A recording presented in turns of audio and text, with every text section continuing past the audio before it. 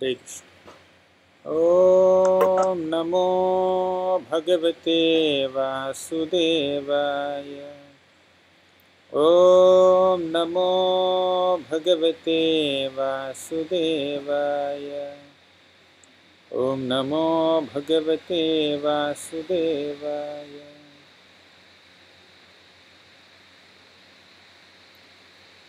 हरे कृष्ण।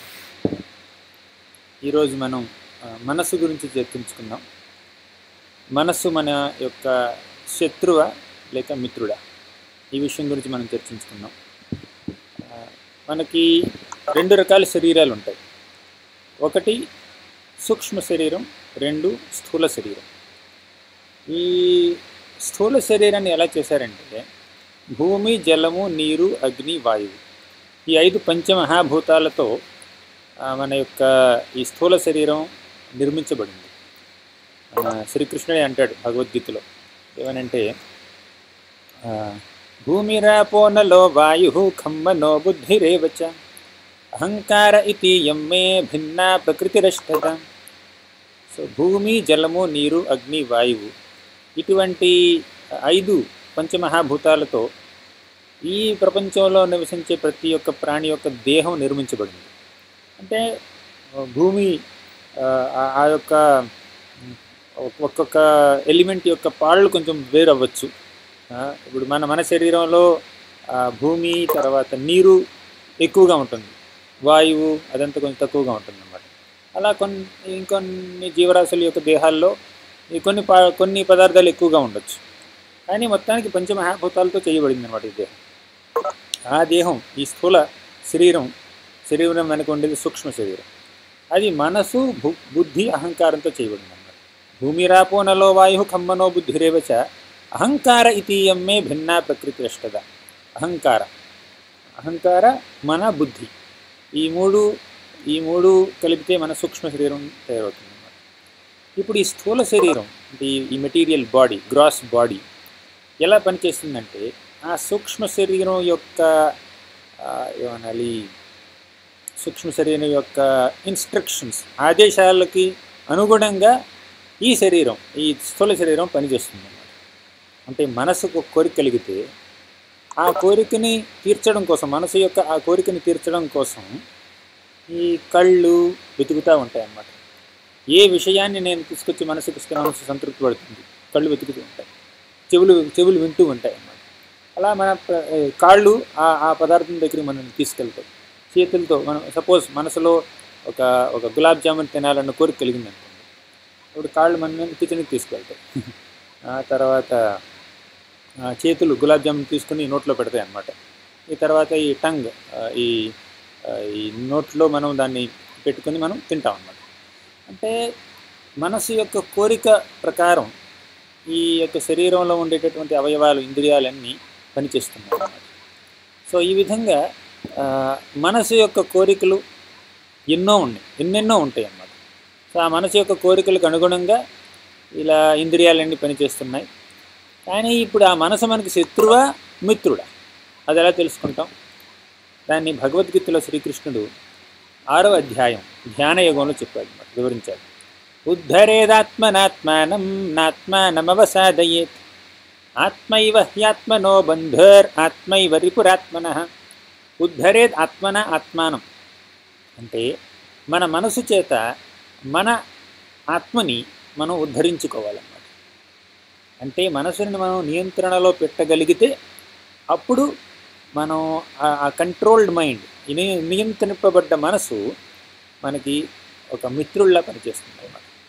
నాత్మానం అవసాదయేత్ ఆత్మైవ హి ఆత్మనో బంధుర్ ఆత్మైవ రిపురాత్మనః.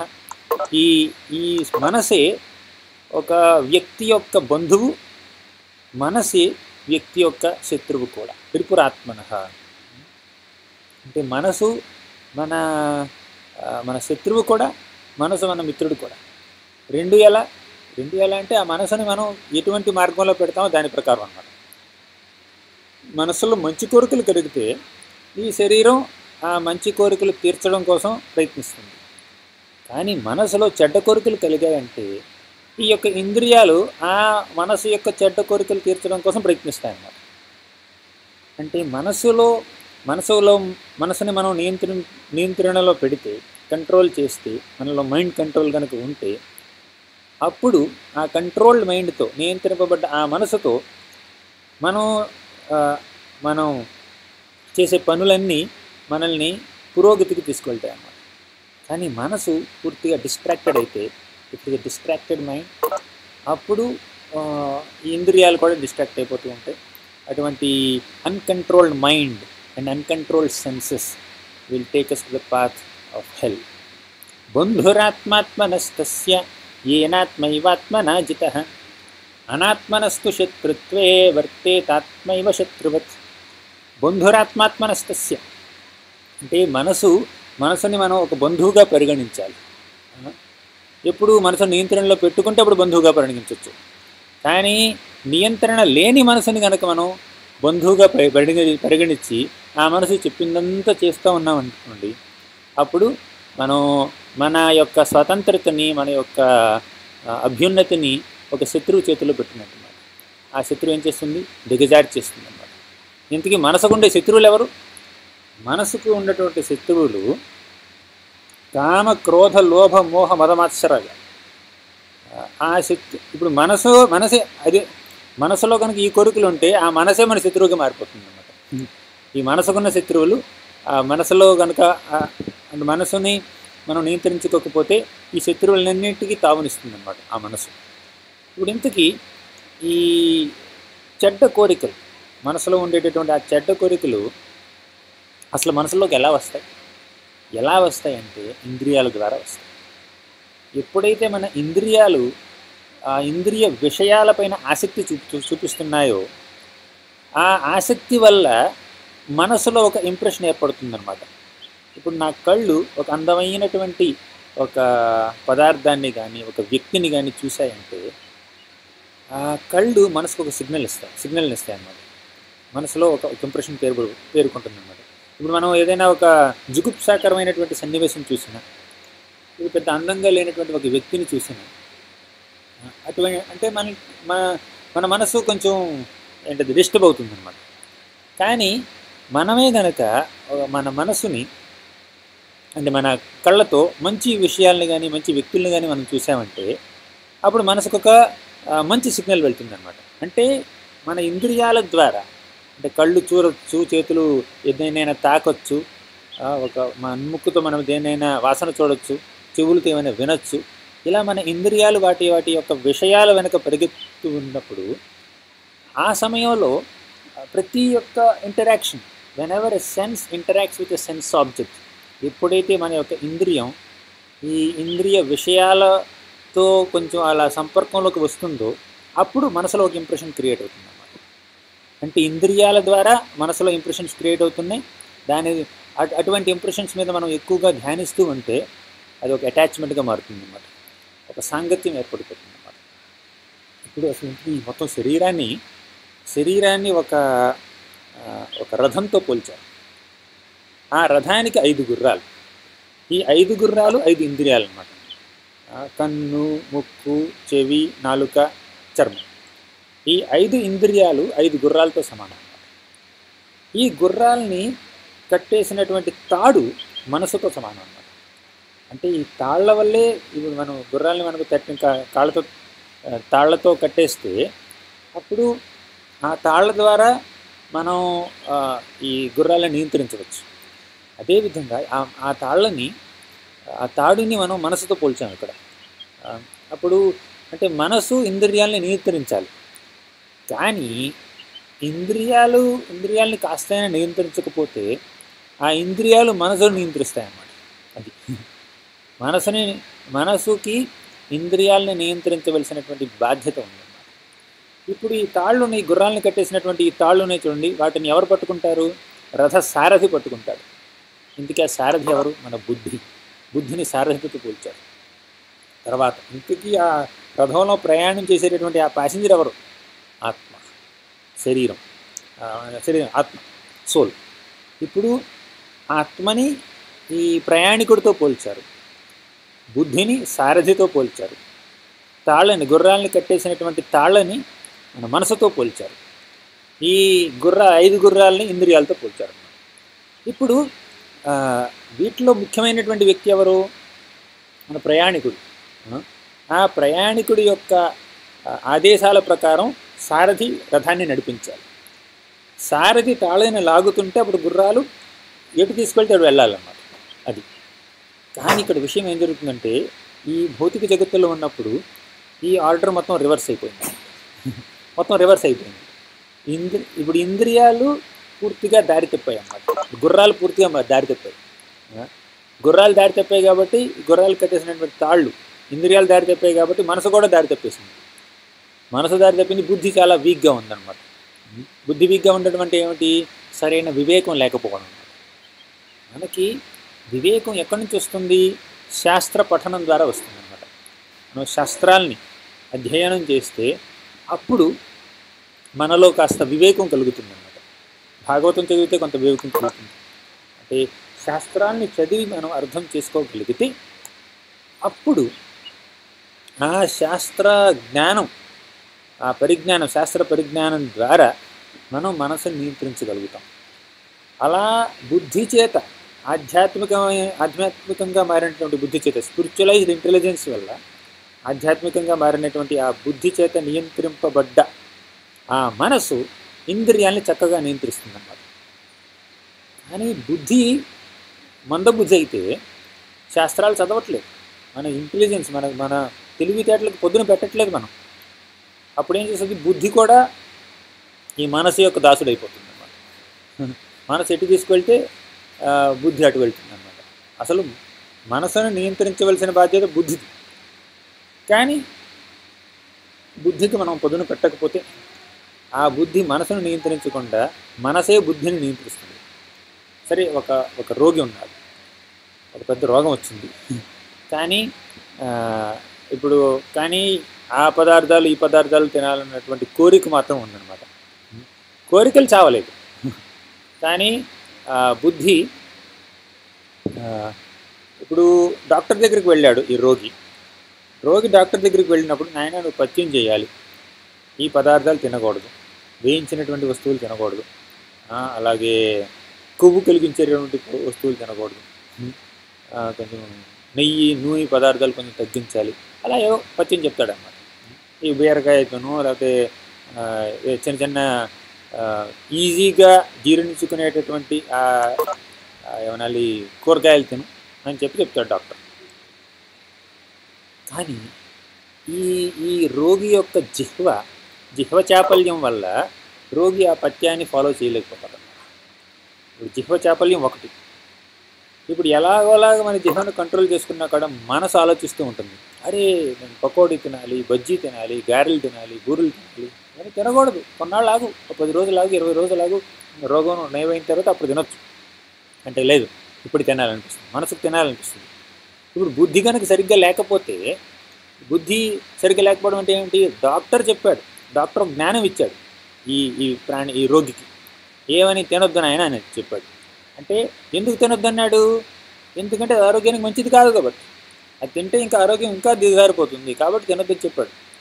ఇప్పుడు అలా ఒక మంచి సలహా తీసుకున్నటువంటి ఈ బుద్ధి మనసును నియంత్రించాలి, ఆ మనసు ఇంద్రియాలను నియంత్రించాలి.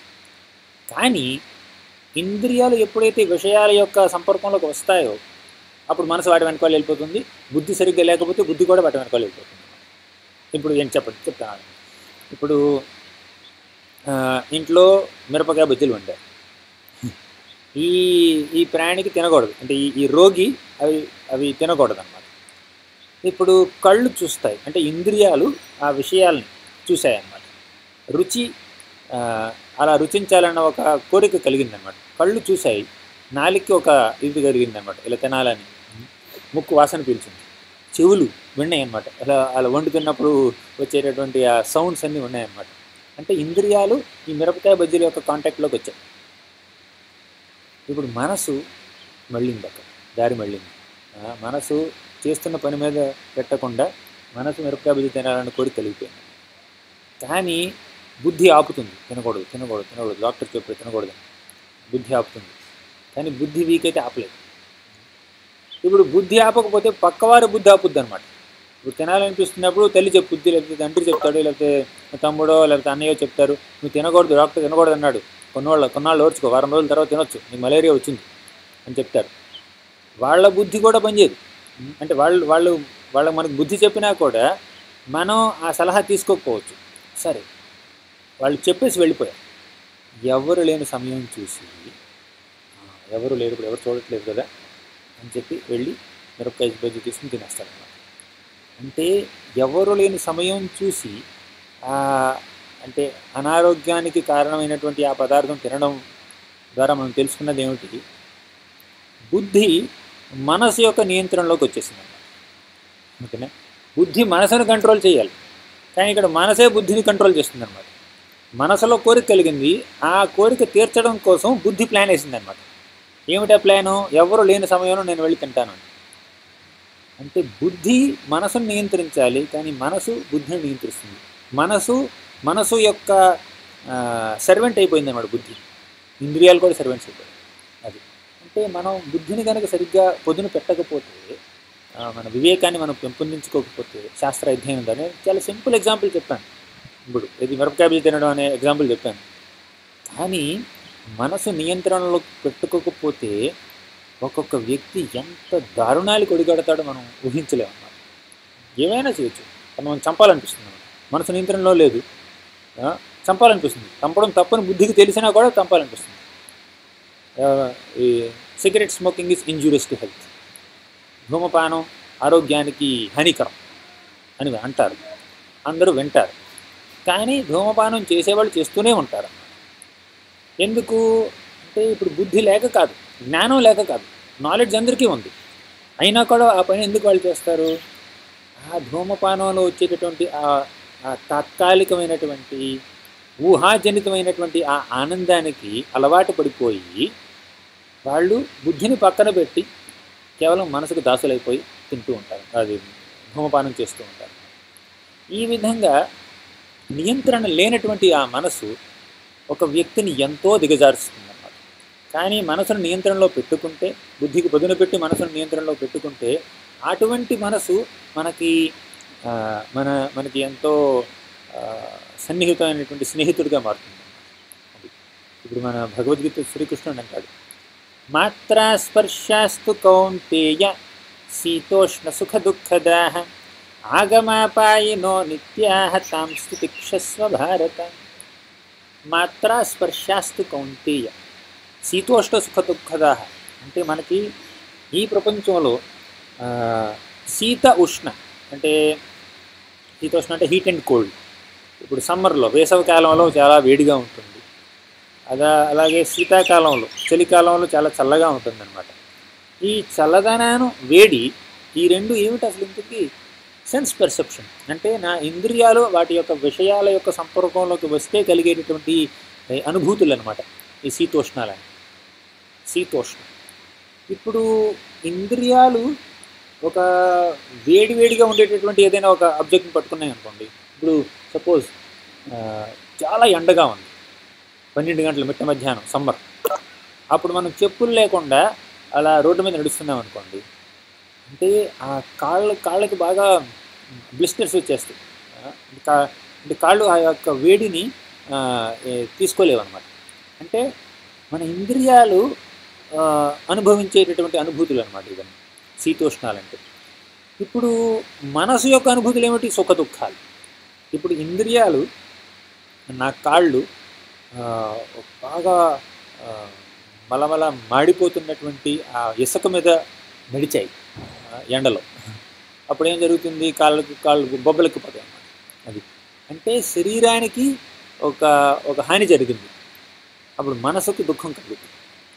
అలాగే శరీరానికి, ఇంద్రియాలకి కొంత సుఖం కలిగిందనమాట. ఇంద్రియాలు కొంచెం ఏమనాలి, సపోజ్ ఎవరైనా ఒక గులాబ్ జామున్ తిన్నారనుకోండి, ఆ నాలుకకి కొంత ఏమనాలి మంచి సెన్సేషన్ వస్తుందన్నమాట.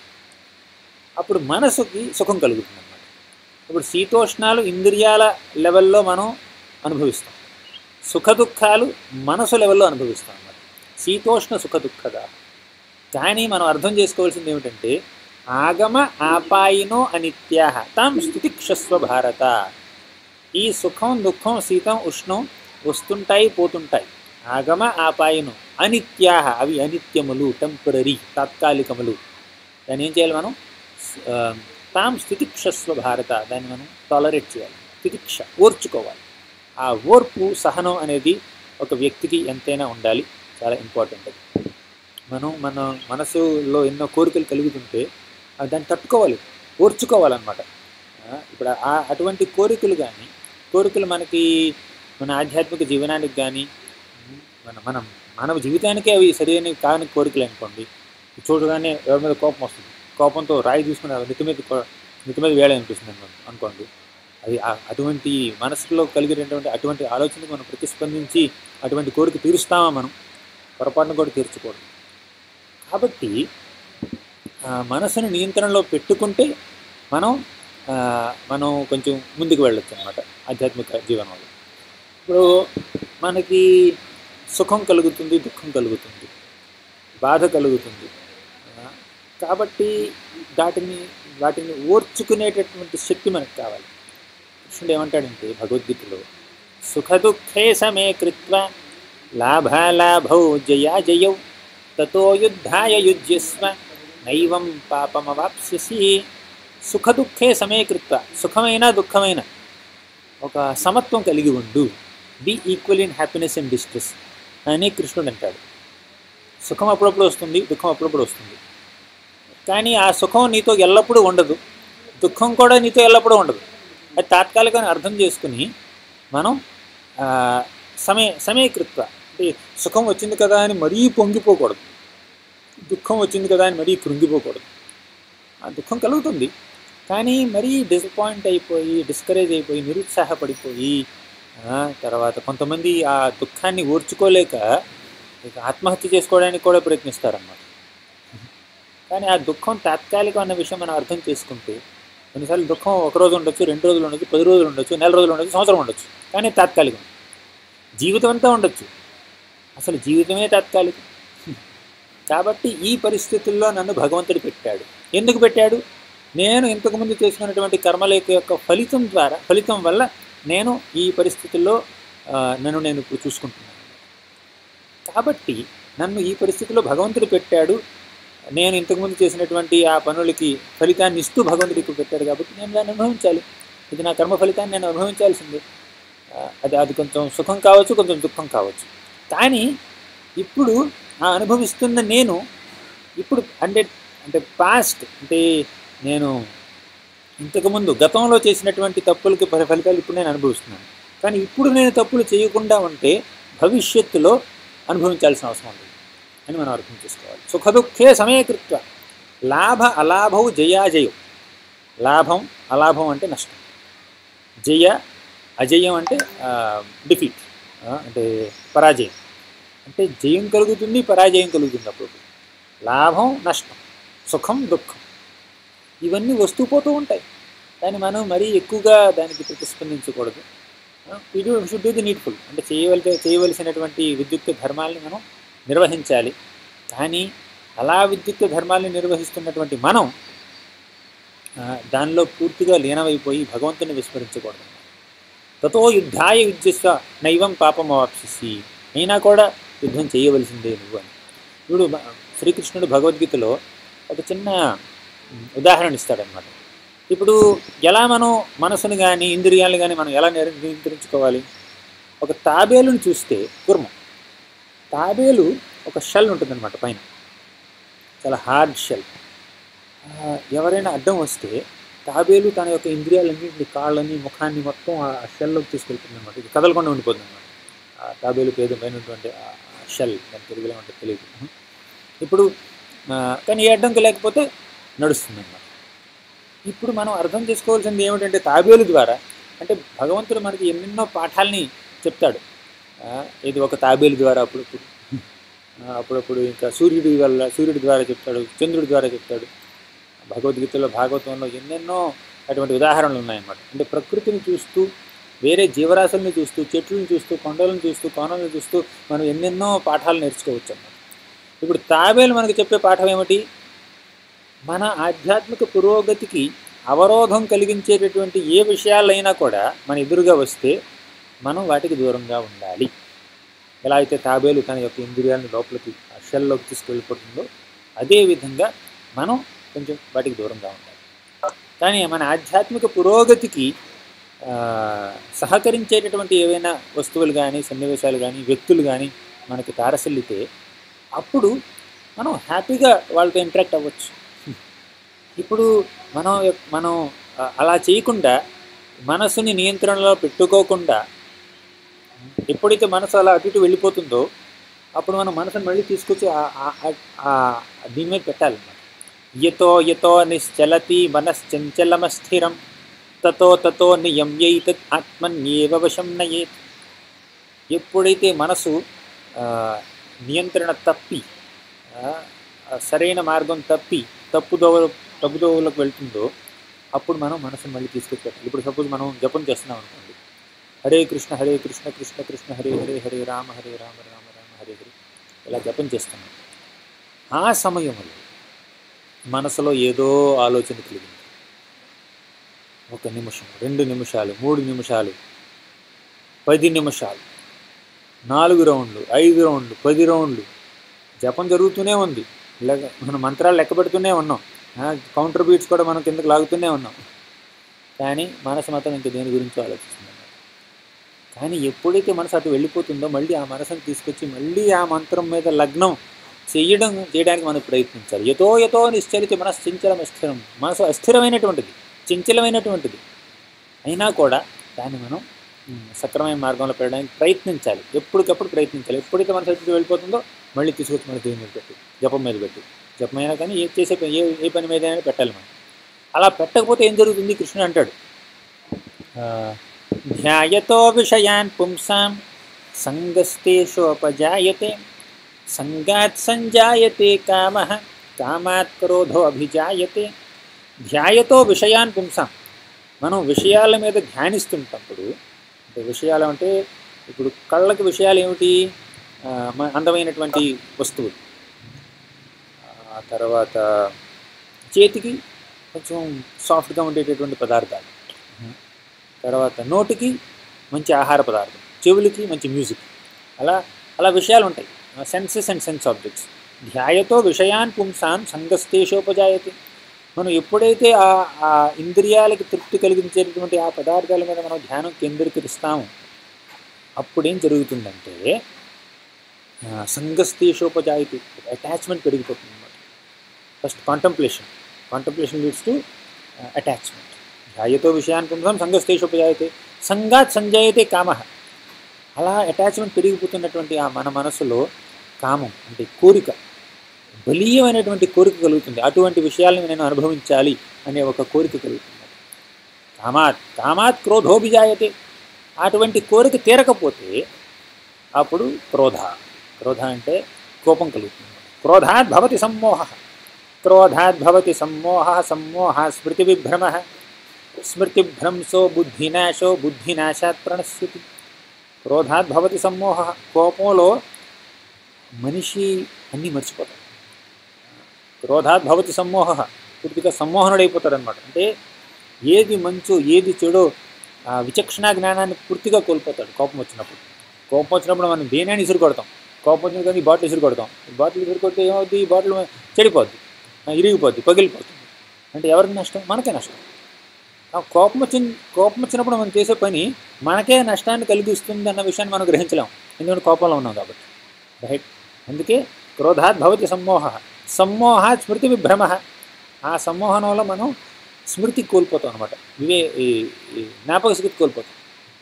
స్మృతి భ్రంశో బుద్ధినాశనం అయిపోతుంది. బుద్ధినాశాత్ ప్రణశ్యతి. పూర్తిగా దిగజారిపోతాడు మనిషి. ఇదంతా ఎప్పుడు జరిగింది? ఇదంతా ఎందుకు జరుగుతుంది? ధ్యాయతో విషయాన్ పుంసాం. మనసుని మనం నియంత్రణలో పెట్టుకోకుండా ఆ మనసులో ఎప్పుడూ మనం ఇంద్రియ భోగాల గురించి మనం ధ్యానిస్తూ ఉంటే ఇలా దిగజారిపోతాడు అన్నమాట వ్యక్తి. అది అలా మనసుని నియంత్రణలో పెట్టుకోకపోతే కలిగేటటువంటి ప్రాబ్లమ్స్ అన్నీ ఇవన్నమాట. అది ఇప్పుడు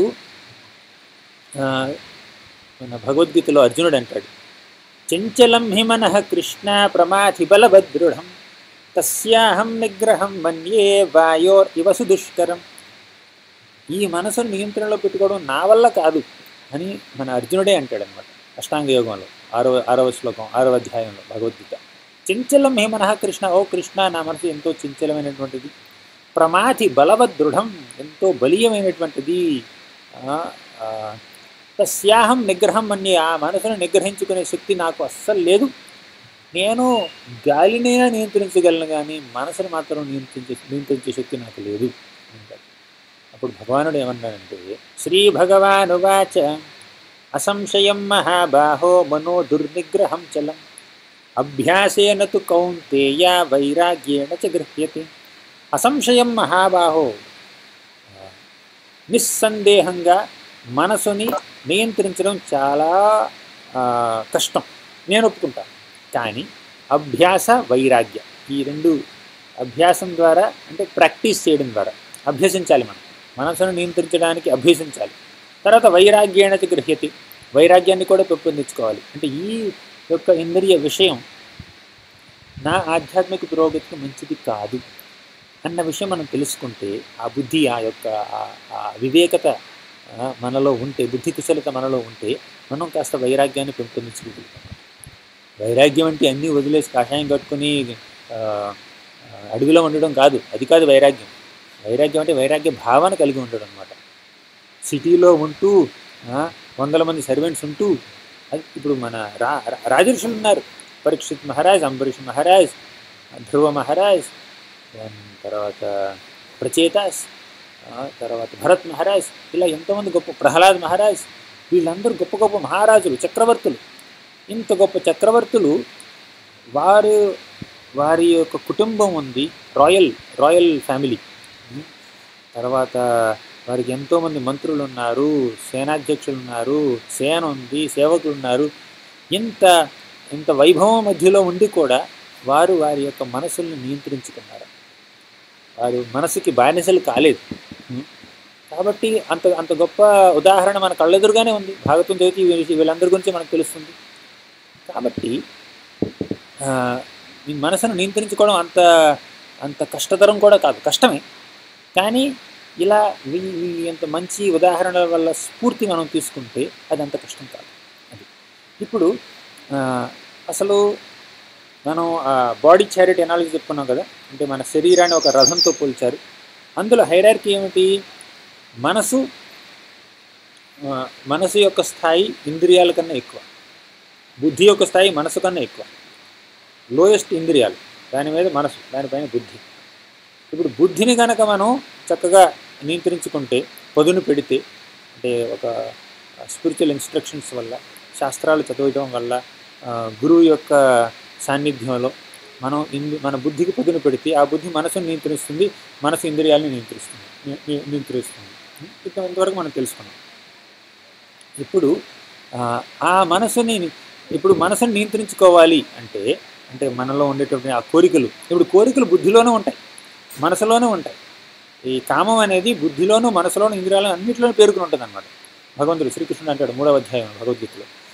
ఇప్పుడు మనం ఎలా కంట్రోల్ చేసుకోవాలి? మనసుని కనుక కంట్రోల్ చేసుకోవాలంటే ముందు ఇంద్రియాల నుంచి మొదలు పెట్టాలి. మనసు మిరపకాయ బజ్జీ కావాలి కావాలి కావాలి అంటుంది, అయినా కూడా ఎలాగోలా కష్టపడి మనం ఆ యొక్క జిహ్వని మనం కంట్రోల్ చేసుకోగలిగితే, ఒకసారి అడిగింది టంగ్ ఒప్పుకోలేదు అంటే మన సెన్స్ కంట్రోల్ చేస్తున్నాం అనమాట. మైండ్ కంట్రోల్ ఇంకా రాలేదు, కానీ సెన్స్ కంట్రోల్ చేస్తున్నాం అనమాట. అంటే మనసులో కోరికలు ఉన్నా కూడా మన ఇంద్రియాలను మాత్రం నిగ్రహించుకుంటున్నాం మనం. అలా ఇంద్రియ నిగ్రహం చేస్తూ ఉన్నప్పుడు కొన్నాళ్ళకి మనసులో ఉండే కోరికలు కూడా మెల్లిగా తగ్గుతూ వస్తాయి అన్నమాట. Out of sight out of mind అంటారు చూడండి. అంటే ఇప్పుడు మన కళ్ళని సినిమాల దగ్గర తీసుకెళ్ళలేదు మనం. ఓకే, ఇప్పుడు కళ్ళతో మనం సినిమాలు చూస్తూనే ఉన్నాం అనుకోండి, అప్పుడు మనసులో సినిమాలు చూడాలన్న కోరిక పెరిగిపోతూ ఉంటుంది అన్నమాట. కానీ కళ్ళను మనం ఆపేమనుకోండి, సినిమాలు చూడకూడదు, భగవంతుడి యొక్క దర్శనం తీసుకో, అలా మనం అంటే చెడ్డ సినిమాలు ఓకే చూడకూడదని మనం కళ్ళని ఆపామనుకోండి, మెల్లిమెల్లిగా మనసులో ఉండేటువంటి ఆ కోరికలు తగ్గిపోతూ ఉంటాయి అన్నమాట. అంటే మనసును నియంత్రించుకోవాలంటే మనం ఇంద్రియాల నుంచి మొదలు పెట్టాలి, ఇంద్రియాలను ముందు నియంత్రించాలి. ఇప్పుడు నేను హల్వా గత 25 ఏళ్ళుగా ప్రతిరోజు నేను హల్వా తింటున్నాను అనుకుంటాను. పాతికేళ్ళుగా ప్రతిరోజు హల్వా తింటే ఈరోజు నాకు హల్వా రాలేదనుకోండి, నేను బాధపడతాను. ఓకేనా, నేను మిస్ అవుతాను అనమాట. నేను అరిచి గోల పెడతాను, ఇవాళ రాలేదేంటి నా కోట హల్వాని. కానీ గత 25 ఏళ్ళు నేను హల్వా మొహమే చూడలేదు, హల్వా మాటే వినలేదు, హల్వాని అంటుకోలేదు. నా ఇంద్రియాల్లో ఏ ఇంద్రియం ఆ హల్వా యొక్క సంపర్కంలోకి రాలేదు. నా మనసు హల్వా గురించి ఆలోచిస్తుందా? పొరపాటున కూడా ఆలోచిస్తుంది. ఎందుకు? మనసు దేని గురించి ఆలోచిస్తుంది? ఏ విషయాలైతే ఇంద్రియాలు రీసెంట్గా కాంటాక్ట్లోకి వచ్చాయో వాటి గురించి మనసు ఆలోచిస్తుంది అన్నమాట. ఇంద్రియాలు ఇంద్రియ భోగం చేసే ఒక రకంగా భోగం చేస్తాయి అనుకోండి ఇంద్రియాలు, వాటి గురించి ఎక్కువగా ఆలోచిస్తుంది మనసు. కానీ అసలు నేను నా కాళ్ళతో నేను పలానా ప్రదేశాలకు వెళ్ళలేదు, నా చేతులతో పలానా వస్తువులు నేను అంటుకోలేదు, నా కళ్ళతో పలానా వస్తువుని చూడలేదు, నా చెవులతో ఏది వినలేదు. ఇప్పుడు మనసు ఒక సినిమా పాట గురించి ఆలోచిస్తుంది అనుకున్నాను. నా చెవులు కనుక ఆ సినిమా పాట వినకపోతే మనసు ఎందుకు ఆలోచిస్తుంది చెప్పండి? నేను పాట ఒకసారి సపోజ్ నేను నా చెవులతో నేను ఒక సినిమా పాట ఒకసారి వింటాను, కానీ మనసులో ఆ పాట యొక్క స్మృతులు 100 సార్లు మెదులుతూ ఉంటాయి. కానీ ఈ చెవులతో నేను కనుక సినిమా పాట వినకుండా ఆపేశాను అనుకోండి, మనసులో కలిసి సిగ్నలే వెళ్ళదు. కాబట్టి శ్రీకృష్ణుడు ఏం చెప్పాడంటే భగవద్గీతలోనూ ఉద్ధవగీత భాగవతంలో వస్తుంది, 11వ స్కందంలో వస్తుంది. ఈ రెండింటిలో శ్రీకృష్ణుడు ఏం చెప్పాడంటే ముందు ఇంద్రియాలని నియంత్రించు, అప్పుడు మనసు ఆటోమేటిక్గా నియంత్రణలోకి వచ్చేస్తుంది అని చెప్పాడు. ఇప్పుడు మనసుని ఒక ఇంద్రియాలు నియంత్రిస్తాం, ఇది తినకూడదు, అది తినకూడదు, ఇది చూడకూడదు, అది చూడకూడదు, ఇది వినకూడదు, అది వినకూడదు, దీని వాసన చూడకూడదు, దీన్ని అంటుకోకూడదు, అటు వెళ్ళకూడదు అని చెప్పి ఇంద్రియాలను పూర్తిగా నియంత్రించుకుంటాం మనం కష్టపడి. కానీ ఆగవు ఇంద్రియాలు. ఇప్పుడు ఇంద్రియాల్ని ఆపినంత మాత్రాన అవి ఆగవు. ఆ ఇంద్రియాలకి సరైనటువంటి వేరే ఎంగేజ్మెంట్ మనం కల్పించాలి. ఇప్పుడు పిల్లవాడికి ఇప్పుడు ఫోన్ ఉందనుకోండి, ఫోన్లో చాలా రేడియేషన్ ఉంది, చిన్న పిల్లలకి పసిపిల్లలకి వాళ్ళకి రేడియేషన్ వస్తుంది, మంచిది కాదని చెప్పి మనం ఈ ఫోన్ అంటుకోవద్దని పిల్లలకి చెప్తాం. అంటే వాళ్ళు ఆగుతారా? ఆగరు. ఫోన్ తీసేసుకుంటే వాళ్ళు ఇంకేదో ఒకటి కావాలి వాళ్ళకి. ఇప్పుడు ఫోన్ తీసేసుకుని ఒక చిన్న బొమ్మ ఇచ్చామనుకోండి, చెక్క బొమ్మ ఇచ్చాం, ఆ బొమ్మతో ఆడుకుంటాడు పిల్లవాడు. ఇప్పుడు అంటే ఒక హానికరమైనటువంటి ఒక పదార్థాన్ని మనం ఇంద్రియాల నుంచి తీసేస్తున్నాం, కానీ మేలు చేసే ఇంకో పదార్థాన్ని మనం ఇవ్వాలి. ఇది నీ ఆరోగ్యానికి మంచిది కాదు కాబట్టి దీన్ని తినకూడదు అని అంటాం. అలా అంటే చాలదు. ఏది ఆరోగ్యానికి మంచిదో అది మనం తినిపించాలి, అప్పుడు దాన్ని మర్చిపోతాడు వాళ్ళు. కాబట్టి భక్తిలో అంటే భక్తి యోగం చేసే వాళ్ళకి ఇంద్రియాలు ప్రతి ఒక్క ఇంద్రియాన్ని ఎలా భక్తిలో వినియోగించాలో మన శాస్త్రాలు చెప్తున్నాయి. ముకుందమాల స్తోత్రంలో మంచి శ్లోకం వస్తుంది. జిహ్వే కీర్తయ కేశవం మురరిపుం చేతో భజ శ్రీధరం పాణిద్వంద్వ సమర్చయాచ్యుత కథా శ్రోత్రద్వయత్వం శృణు కృష్ణం లోకయలోచనద్వయ హరేర్గచ్చంఘ్రియుగ్మాలయం జిఘ్రఘ్రాణ ముకుంద పాద తులసీ మూర్ధన్నమాధోక్షజం. జిహ్వే కీర్తయ కేశవం, నీ జిహ్వతో నీ నాలుకతో చెడ్డ మాటలు మాట్లాడవద్దు, ఆ కేశవుణ్ణి కీర్తించు. జిహ్వే కీర్తయ కేశవం మురరిపుం చేతో భజ, నీ యొక్క మనసుతో ఆ మురారిని ఎప్పుడూ ధ్యానించు. ఇప్పుడు మనసుతో ఇంద్రియ విషయాల గురించి ఎక్కువ ఆలోచించదు అని చెప్తే చాలదు. మనసుకి దేని గురించి ఆలోచించాలో చెప్పాలి. మనసుకు భగవంతుడి గురించి ఆలోచించు, ఆ భగవంతుడి యొక్క నామ రూప గుణ లీలల మీద నీ ధ్యానం పెట్టు, నీ మనసును లగ్నం చెయ్యి అని మనం చెప్పాలి. అది సో జిహ్వే కీర్తయ కేశవం మురరిపుం చేతో భజ శ్రీధరం పాణిద్వంద్వ సమర్చయ, అంటే 2 చేతులతో ఆయన్ని అర్చించాలన్నమాట. అచ్యుత కథా శ్రోత్రద్వయత్వం శృణు, నీ 2 చెవులతో ఆ అచ్యుతుడి యొక్క కథల్ని ఆలకించి విను అని అది మనం అర్థం చేసుకోవాలన్నమాట.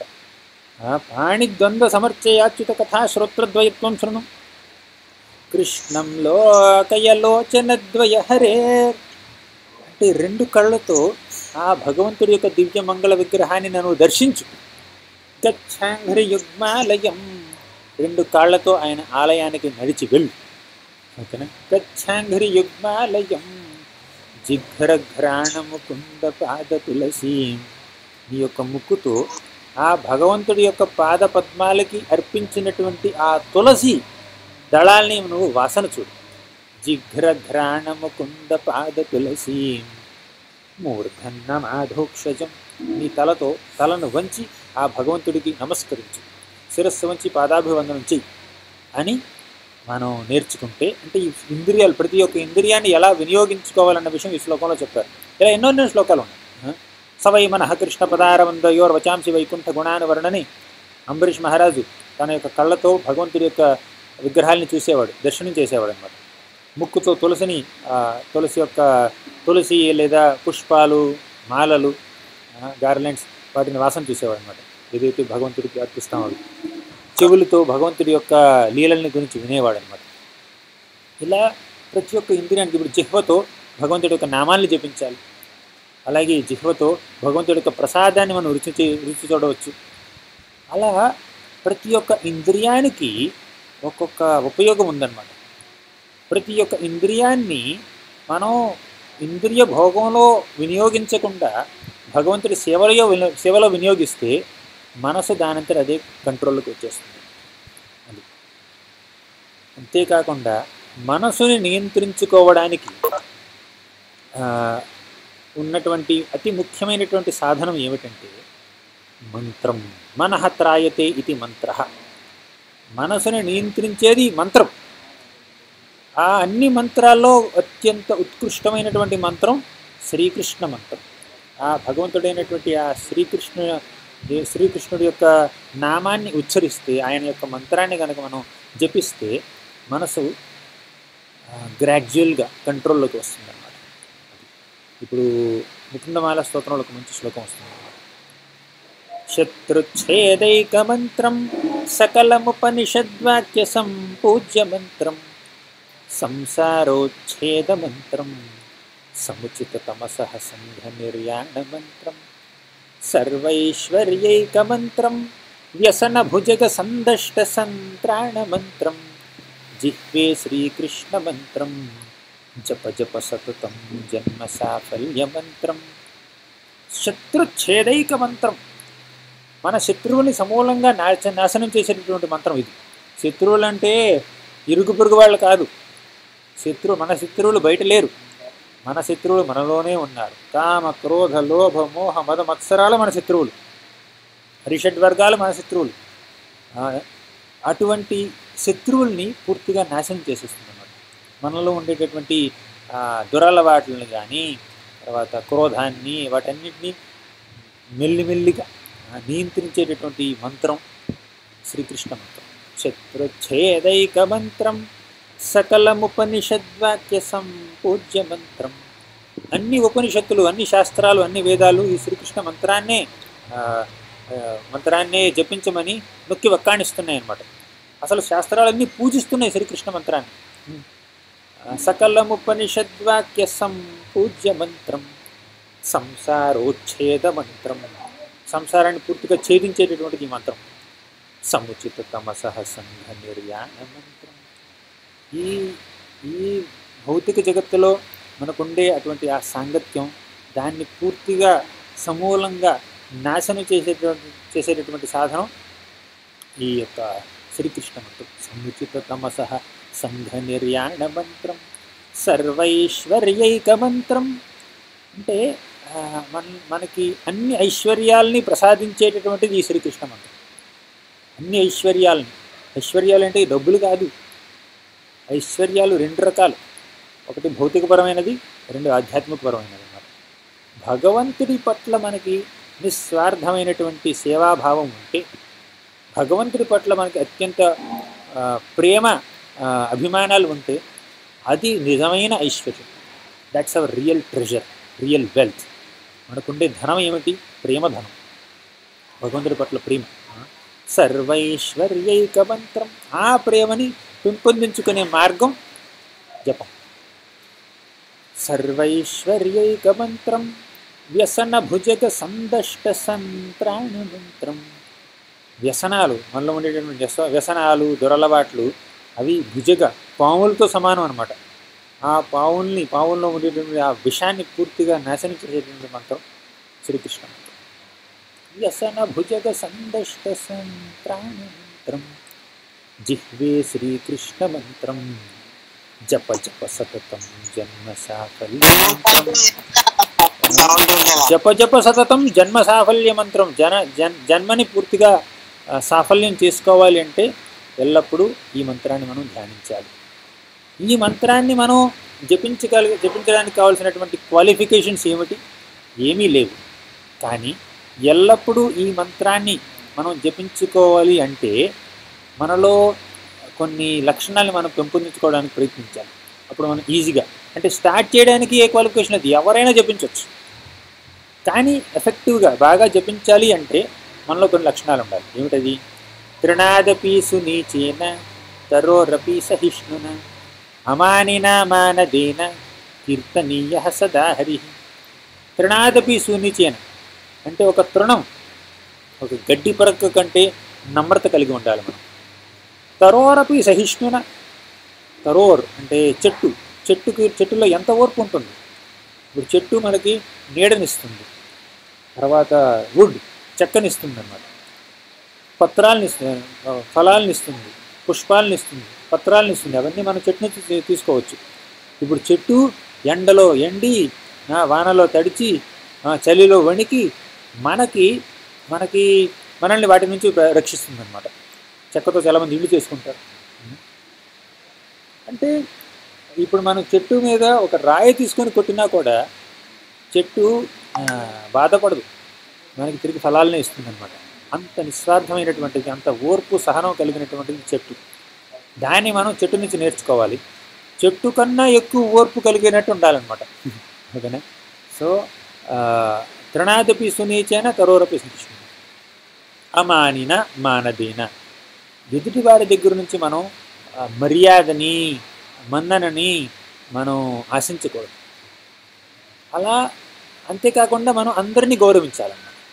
అలా మనం అందరినీ గౌరవిస్తే, ఎవరి దగ్గర నుంచి గౌరవాన్ని ఆశించకుండా ఉంటే, నన్ను చూసి చప్పట్లో కొట్టాలి, నన్ను బాగా ఏమనాలి, పొగడాలి, ఇటువంటి కోరికలు కనుక మనలో ఉంటే అది మన యొక్క ఆధ్యాత్మిక పురోగతికి మంచిది కాదు.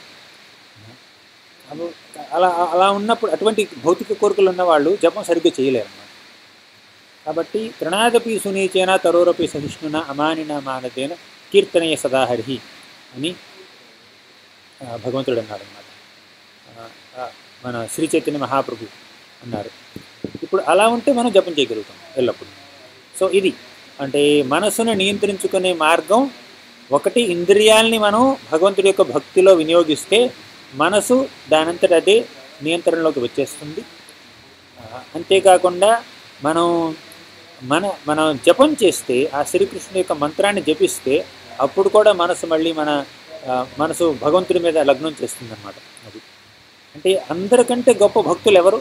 శ్రీకృష్ణుడు అంటాడు, యోగినామపి సర్వేషాం మద్గతేనాంతరాత్మన శ్రద్ధావాన్ భజతే యో మాం తే మే యుక్తతమో మతాః.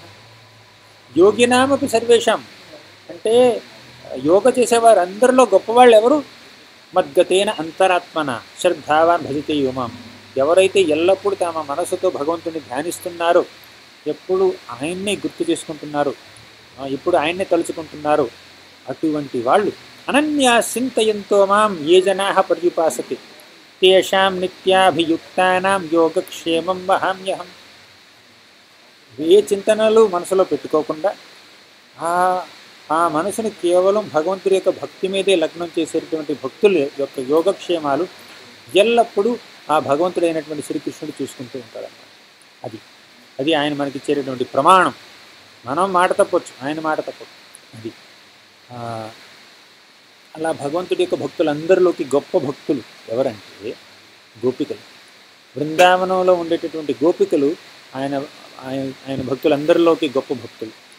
వాళ్ళు ఇంటి పనులు ఎన్ని చేసుకున్నా కూడా భగవంతుని ఎప్పుడు మర్చిపోరు అనమాట. ఎప్పుడు ఆయన ధ్యానిస్తూ ఉంటారు. ఒక మంచి శ్లోకం వస్తుంది, యాదోహనే వహననే మథనోపలేప ప్రేంకాంఖనార్భరుదితో క్షణమార్జనాదౌ గాయంతి చైనమనురక్తధియో శ్రుకంఠ్య ధన్యావ్రజస్త్రియ ఉరుక్రమచిత్తయాన. యాదోహని వారు ఆవుల దగ్గరికి వెళ్ళి పాలు పితుకుతున్నప్పుడు, వహనని అంటే బియ్యాన్ని ఇలా చేస్తుంటారు, దాన్ని ఏమంటారు, కేటలో పెట్టి చేస్తుంటారు చూడండి, అలా చేస్తున్నప్పుడు, వహనని మథన అంటే మజ్జిగ చిలుకుతున్నప్పుడు, ఉపలేప అంటే వారి యొక్క గోడల మీద ఈ కౌడంగ్ గోబర్ ఆవు పేడ తీసుకుని వాళ్ళు రాస్తారనమాట, అలుకుతారనమాట. అంటే అది అది వాళ్ళ పెయింట్, వాళ్ళకి ప్లాస్టరింగ్ పెయింటింగ్లు ఏమి ఉండవు, వాళ్ళు ఆవు పేడతో అలుకుతారనమాట. అలా అలుకుతున్నప్పుడు, ఇల్లు అలుకుతున్నప్పుడు, యాదోహనే వహననే మథన ఉపలేప ప్రేంకాంకన. ప్రేంకాంకన అంటే ఈ ఉయ్యాల్లో ఊగుతున్నారనమాట. వాళ్ళ ఆట ఏమిటి, ఈ చెట్టుకు తాడు కడతారు, ఊగుతారనమాట. అది అది ఉయ్యాల్లో ఊగడం వాళ్ళ ఆట అనమాట. ప్రేంకాంకన అర్భరుదిత, పసిపిల్లలు ఏడుస్తున్నప్పుడు వాళ్ళని జాగ్రత్త చేసుకోవడం. అర్భరుదిత మార్జనాదవు. మార్జన అంటే దాన్ని ఏమంటారు, ఊడ్చడం అనమాట. ఆ బృందావనంలో ఉండేటటువంటి ఆ పాత్వేస్ అన్నింటిని ఊడుస్తారనమాట. మార్జనాదవ్. ఇవన్నీ చేస్తున్నప్పుడు గాయంతి చైనమనురక్తధియో శ్రుకంఠ్య, వాళ్ళు భగవంతుడి యొక్క నామాల్ని, గుణాలని, లీలల్ని గురించి గానం చేస్తున్నారు, ఎప్పుడు ఆయన గురించి ఆలోచిస్తున్నారు. గాయంతి చైనమనురక్తధియో శ్రుకంఠ్యో. అనురక్త ధియం అంటే వాళ్ళ యొక్క మనసులు పూర్తిగా భగవంతుడి మీద లగ్నం చేసి, భగవంతుడి యొక్క ప్రేమ సముద్రంలో, ప్రేమ యొక్క సాగరంలో వారి యొక్క మనసుల్ని పూర్తిగా నిమజ్జనం చేసి వాళ్ళు ఆయన గురించే పాడుతున్నారు. అది ధన్యావ్రజస్త్రియ ఉరుక్రమచిత్తయాన. ధన్యులు, అంత గొప్ప భక్తులు మనకు ఎక్కడా దొరకరు. ఏ లోకంలోకి వెళ్ళినా, ఆధ్యాత్మిక జగత్తులోనైనా భౌతిక జగత్తులోనైనా, మనం ఏ లోకానికి వెళ్ళినా కూడా గోపికల కంటే గొప్ప భక్తులు అసలు మనకు కనపడరు అన్న విషయం భాగవతం ఎంతో నొక్కి చెప్తుంది, అక్కడి నుంచి చెప్తుంది అన్నమాట. ఈ విధంగా భగవంతుడి యొక్క సేవలోనే, ఆయన యొక్క ధ్యానంలోనే మనసును పూర్తిగా లగ్నం చేసినటువంటి భక్తులు ఎంతోమంది ఉన్నారు. మనసుతో చేసే భక్తిని స్మరణాత్మిక భక్తి అంటారు, బుద్ధితో చేసే భక్తిని మననాత్మిక భక్తి అంటారు, ఇంద్రియాలతో చేసే భక్తిని అభ్యాసరూప భక్తి అంటారు. వీటన్నింటిలోకి స్మరణాత్మిక భక్తి అత్యంత ఉత్కృష్టమైనటువంటిది. అందుకే శ్రీకృష్ణుడు ఏమంటాడంటే, 2 సార్లు అంటాడు, 9వ అధ్యాయంలో 18వ అధ్యాయంలో ఏమంటాడంటే, మన్మనా భవ మద్భక్తో మద్యాజీ మాం నమస్కురు. మన్మన, ఎల్లప్పుడూ నా గురించి ఆలోచించు, నీ మనసుని నాకు అర్పించు. మన్మన భవ మద్భక్తో, నా భక్తుడి కమ్ము. మద్యాజీ, నన్ను పూజించు. మాం నమస్కురు, నాకు నమస్కరించు. ఇలా చేస్తే నువ్వు ఖచ్చితంగా నా దగ్గరికి వస్తావు, నేను నీకు ప్రమాణం చేస్తున్నాను అని శ్రీకృష్ణుడు మనందరితో అంటున్నాడు. సో ఈ విధంగా మనం మనసుని ఎలా నియంత్రించుకోవాలి అన్న విషయం గురించి చర్చించుకున్నాం. అసలు మన బేసిక్ ఈ హ్యూమన్ బాడీలో ఉండే స్ట్రక్చర్, దాని దగ్గర నుంచి మొదలుపెట్టి మెల్లిగా మనం భగవంతుడిని, మనసుని పూర్తిగా భగవంతుడి మీద ఎలా లగ్నం చేయాలనే విషయం గురించి మనం చర్చించుకున్నాం. ఇలా ఎన్నెన్నో ఉదాహరణ ద్వారా మనం చర్చించుకోవచ్చు, ఇంకా ఎక్కువ. ఇప్పుడు అంబరీష్ మహారాజు తన మనసును పూర్తిగా భగవంతుడికి అర్పితం చేశాడు. ఇలా శాస్త్రాల్లో ఎన్నెన్నో ఉదాహరణలు ఉన్నాయి. ఎవరైతే వారి యొక్క మనసుని పూర్తిగా భగవంతుడికి అర్పితం చేసి ఆ భగవంతుడి యొక్క పాదపద్మాలని చేరుకుంటున్నారో అటువంటి వాళ్ళు భక్తులందరిలోకి గొప్ప భక్తులు అన్నమాట. ఇప్పుడు ప్రహ్లాదుడి గురించి చర్చించుకుందాం. చిత్తం నైవ నివర్తతే క్షణమపి శ్రీకృష్ణ పాదాంబుజాన్ నిందంతు ప్రియ బాంధవా గురుజన గృహ్ణంతు ముంచంతు వా దుర్వాదం పరిఘోషయంతు మనుజా వంశే కళంకోస్తు వా తాదృక్ ప్రేమధరానురాగమధునా మత్తాయమానంతు మే. చిత్తం నైవ నివర్తతే క్షణమపి, ఒక్క క్షణం కూడా నా యొక్క చిత్తం, నా యొక్క మనసు భగవంతుడి యొక్క ఆలోచనల నుంచి మళ్ళదు. చిత్తం నైవ నివర్తతే క్షణమపి శ్రీకృష్ణ పాదాంబుజ. నా మనసులో ఎప్పుడు ఆ శ్రీకృష్ణుడి యొక్క పాదపద్మాలని నేను ధ్యానించుకుంటూ ఉంటాను, ఒక్క క్షణం కూడా నా మనసును మళ్ళించదు అని భక్తులు అంటున్నారు అన్నమాట. నిందంతు ప్రియ బాంధవా గురుజన గృహ్ణంతు ముంచంతు వా. నా బంధువులే నన్ను స్వీకరించకపోని నేను పెద్ద పట్టించుకోను. ఇప్పుడు ప్రహ్లాదుడు భగవంతుడిని ధ్యానిస్తున్నాడు అనమాట, ఆ శ్రీకృష్ణుని, ఆ హరినే కీర్తిస్తున్నాడు. తన యొక్క బంధుజనులే, తన యొక్క గురువులు, తర్వాత స్వయాన తన తండ్రి హిరణ్యకశిపుడు ఎన్నో విధాలుగా నిందించాడు. నిందంతు ప్రియ బాంధవ గురుజన. గురువులు ఎవరు? షండాండ భర్త. గురువులు బంధువులు ప్రహ్లాదుని నిందించారు. స్వీకరించకపోని నేను పట్టించుకో. దుర్వాదం పరిఘోషయంతు మనుజా వంశే కళంకోస్తుగా. దుర్వాదం అంటే ఆయన గురించి చెడ్డ మాటల్ని ప్రచారం చేస్తున్నారు. దుర్వాదం. పరిఘోషయంతు. దుర్వాదం అంటే గాసిప్. జనాలు నా గురించి ఎన్నో విధాలుగా అనుకోని, ఇప్పుడు రాక్షస జాతిలో పుట్టాడు, ఆ రాక్షస రాజుకు డైరెక్ట్గా కొడుకు బిడ్డ మన ప్రహ్లాదుడు. అయినా కూడా రాక్షస ప్రవృత్తి ఇసుమంతైనా లేదే, కొంచెమైనా రాక్షసుల్లా ప్రవర్తించట్లేదే. దుర్వాదం పరిఘోషయంతు మనుజ. వీళ్ళందరూ నాలో రాక్షస ప్రవృత్తి లేదని నేను నిందించుకోవచ్చు, నా గురించి ప్రచారం చేసుకోవచ్చు, నేను పట్టించుకోను. వంశే కళంకోస్తువా. ప్రహ్లాదుడు ఈ రాక్షస వంశానికి కళంకం తీసుకొస్తున్నాడన్న విషయం గురించి కూడా చెప్పారన్నమాట. షండా నెంబర్కి అన్నారు.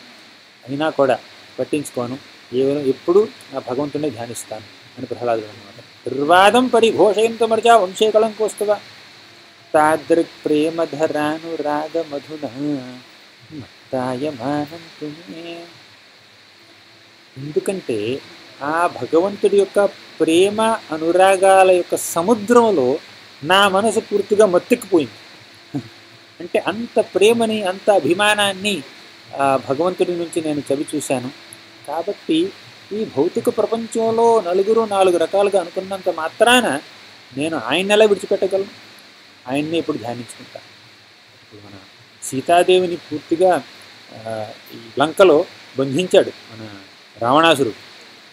కానీ ఒక్క క్షణం కూడా ఆ శ్రీరామచంద్రుడి ఆలోచనల నుంచి బయటికి రాలేదు సీతాదేవి. సంవత్సరం పాటు ఉంది, అయినా కూడా ఎప్పుడు రాముడి యొక్క పాదపద్మాలనే ధ్యానించుకుంది సీతాదేవి. ఈ విధంగా మనం ఎన్నెన్నో ఉదాహరణలు చూడొచ్చు అన్నమాట. పూర్తిగా మనసుని భగవంతుడికి అర్పితం చేసినటువంటి గొప్ప గొప్ప మహాభక్తులు ఉన్నారు మన భాగవతంలో, తర్వాత వేరే పురాణాల్లో. వారి యొక్క ఉదాహరణలని మనం స్ఫూర్తిగా తీసుకుని మనం కూడా భగవంతుడి యొక్క పాదపద్మాలకి సేవ చేయడం కోసం ప్రయత్నించాలి. మనసుని ఈ ఇంద్రియ విషయాల దగ్గరికి మళ్ళనివ్వకుండా చూసుకుంటూ ఆ మనసుని భగవంతుడి యొక్క ధ్యానం మీద లగ్నం చేస్తూ ఇంద్రియాలని కూడా ఆయన యొక్క సేవకి వినియోగిస్తూ ఆ విధంగా మనసును మళ్ళీ మన యొక్క నియంత్రణలోకి తీసుకొస్తూ మనం భగవంతుడి యొక్క భక్తి చేయాలి. భగవంతుడి యొక్క భక్తి మనోవాక్కాయాలతో చేయొచ్చు అన్నమాట. అంటే మనసుతో చేయొచ్చు, వాక్కుతో చేయొచ్చు, తర్వాత కాయంతో కూడా చేయొచ్చు. We should completely dedicate our body, mind and words in Krishna service. అంటే అది ఒక్కసారిగా రాదు, దానికి ఎంతో ప్రయత్నించాలి, సాధన చెయ్యాలి. అప్పుడు మనం సాధించగలుగుతాం అన్నమాట. దానికి సాధన చెయ్యాలి.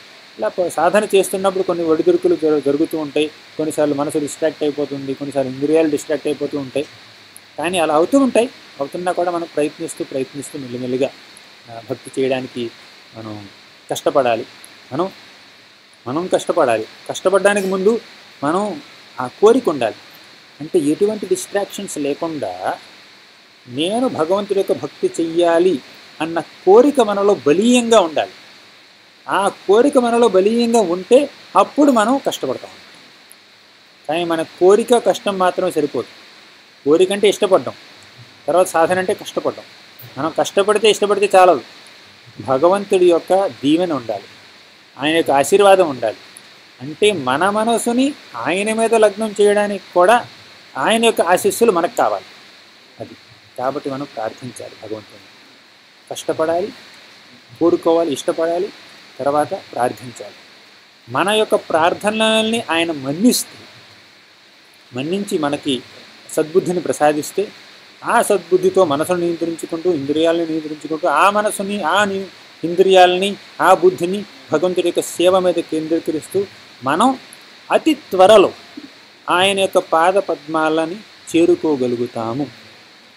అది ఒక జన్మ కావచ్చు, 2 జన్మలు కావచ్చు, 1 సంవత్సరం కావచ్చు, 2 సంవత్సరాలు కావచ్చు. ఎంత సమయం పడుతున్నదని మన చేతుల్లో లేదు. మన ప్రయత్నం మన చేతుల్లో ఉంది. ఆయన ఎప్పుడు దయ చూపిస్తే అప్పుడు. ఈ విధంగా మనం భగవంతుడిని సేవించుకుంటే మనసు మన యొక్క బంధువు. మనసు మన యొక్క మిత్రుడు. లేదంటే ఆ నిగ్రహం లేనటువంటి మనసు, తర్వాత నియంత్రణ లేనటువంటి ఇంద్రియాలు మన శత్రువులతో సమానం. ఇది మనం తెలుసుకునేది ఈ ఈ ఒక గంట సేపులో మనం ఇంత చర్చించుకున్నాం. Thank you very much. గ్రంథరాజ్ శ్రీమద్ భాగవతం కి జయ. శ్రీల ప్రభుత్వ హరే కృష్ణ.